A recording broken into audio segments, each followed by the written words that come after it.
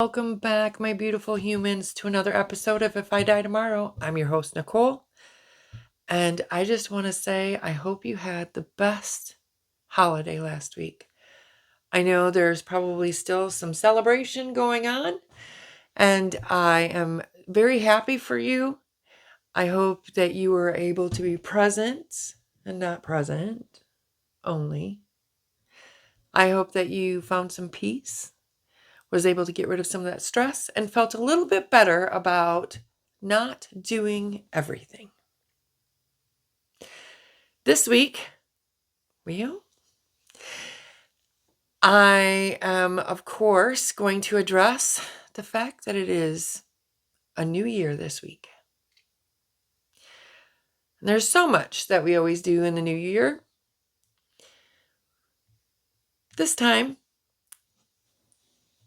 we're going to discuss the normal and not so normal. I mean, every New Year's Eve, the world asks us to promise to change something about us. We set resolutions, lose weight, save money, learn a language, go traveling, something. And then normally they're forgotten by the end of January. Why? Because they focus on tasks, not purpose. And well, in this podcast, we strive for purpose, not tasks. Even though I do ask you to do a task every episode. Okay. I have to rethink that. Today we're going to do a radical exercise, the Annual Life Audit. Yes, I know. We're going to review the last 365 days through the lens of one powerful question. Yeah. If I had died last New Year's Day, would I be proud of the choices I made through the year? We're turning disappointment into a spiritual path forward. And I'm so glad that you joined me today. The 3 pillars of disappointment / regret, because I really don't like that word. So we're going to audit the 3 most precious, non-renewable assets that we have. The pillars on If I Die Tomorrow. Time, money, and spiritual energy. Let's just jump into it. The time audit. Yeah, I'm not messing around. Where did you spend the bulk of your time? Did you make time for the people and passions you'd miss if you died tomorrow?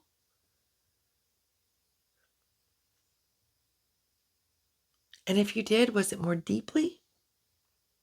Did you dedicate any intentional time to quiet, to study, to prayer, to passion?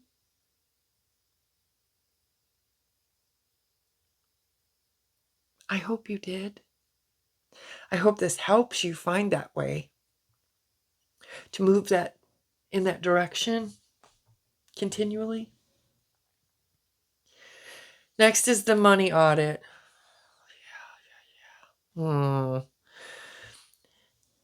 your spending aligned with what your highest values are? Did you spend money to buy time, like, a service? Or did you spend it on materialism that provided only fleeting joy? Was any portion of your money directed towards growth, both physically, mentally, spiritually, or generosity?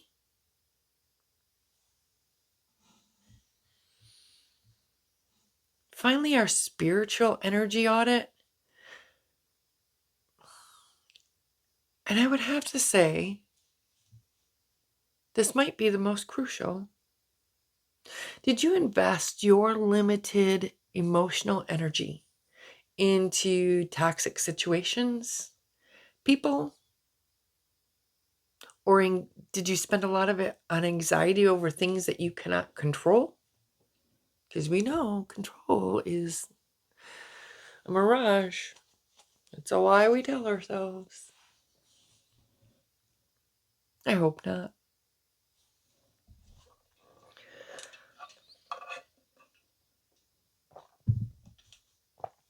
Did you invest in relationships with the people that mean the most to you and with God? Or as you're coming into your own understanding and belief system, the divine or the great unknown?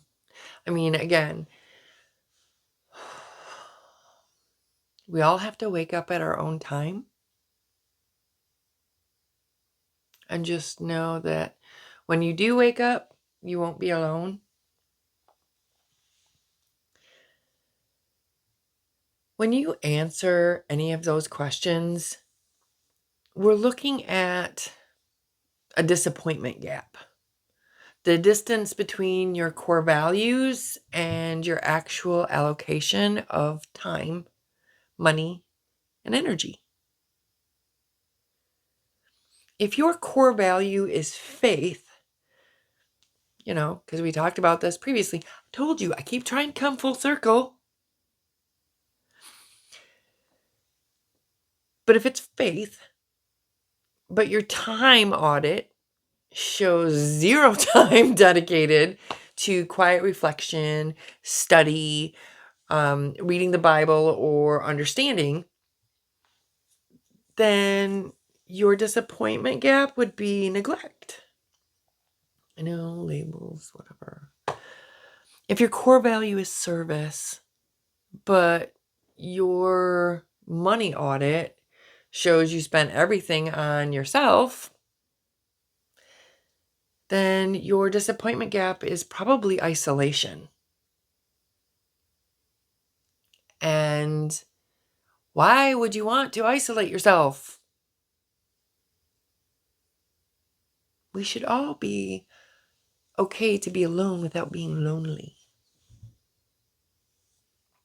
If you find yourself drained by worry, your spiritual energy disappointment might be lack of trust or surrender.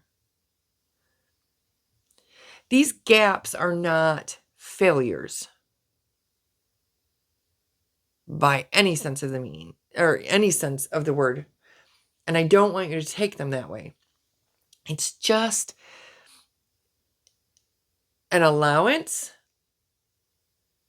of information that you probably glossed over in your life. And you can use that information to push yourself in the path that you want to go down.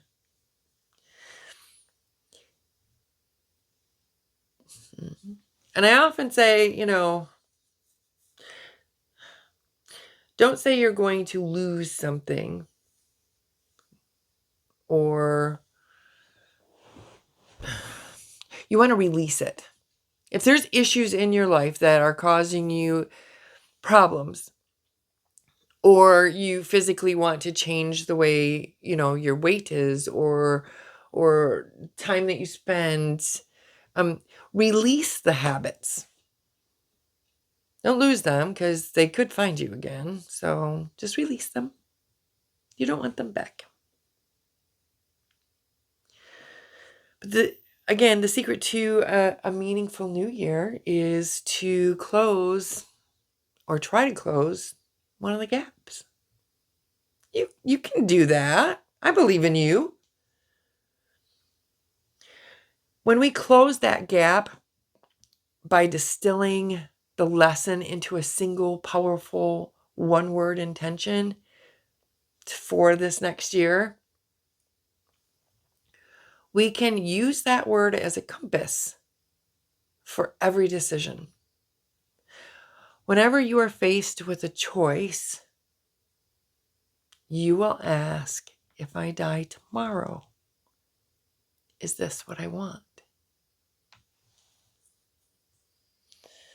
Or if you're not ready for gauging everything off of that question, you can ask, does this align with where I want to be next week?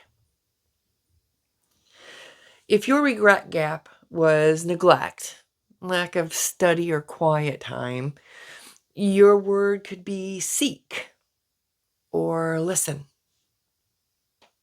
If your regret gap was isolation, lack of service or connection, your word could be serve or connect.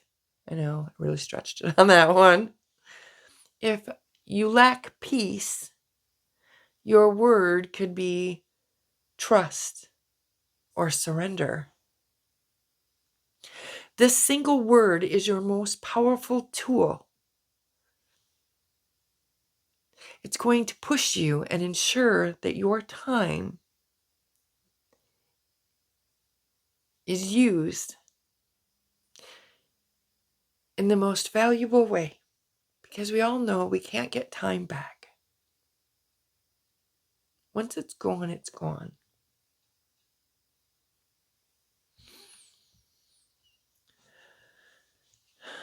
So,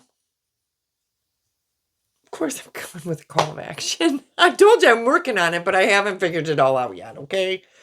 But your call of action for the new year, and if I die tomorrow, is to complete your audit. Be honest with yourself when you're doing it. Identify your biggest gap from the last year. Choose your one-word intention for this coming year that will help you close the gap. And it'll also help you grow as a person. Write that word down. Put it on your phone wallpaper. Use it as a sticky note on your bathroom mirror, your refrigerator door, your car visor, anywhere that you will see it and see it often. Tape it to your monitor. The next 365 days, it's a blank page. Don't accidentally write the same story that you did last year. Choose your intention with some intention. Live to be present and make every day a deliberate step closer to what brings you peace. I wish you the very best and happiest new year. I will be back next year in 2026, and I hope that you continue to join me on our conversations, because of course I've already said I enjoy them. I'm working on some other things in the new year. If you haven't had a chance, go out and check out my website. I will have it in the video and in the description below. And sure, like, subscribe, share. I'm just grateful for all of you. And 2026 is going to be a great year. I have faith, and I'm going to keep it.